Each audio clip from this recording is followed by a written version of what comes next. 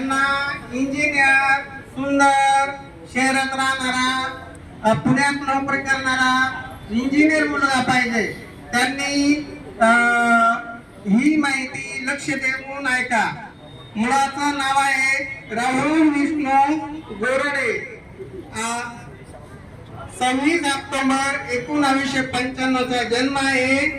मुलगा रंगाने गोरा आहे, ओ पॉझिटिव्ह रक्तगट आहे, 5 फूट 6 इंच त्याची हाईट आहे, बीटेक MBA शिक्षण झालेलं आहे आणि कॉग्निझंट कंपनीमध्ये पुण्याला सर्व्हिसला आहे।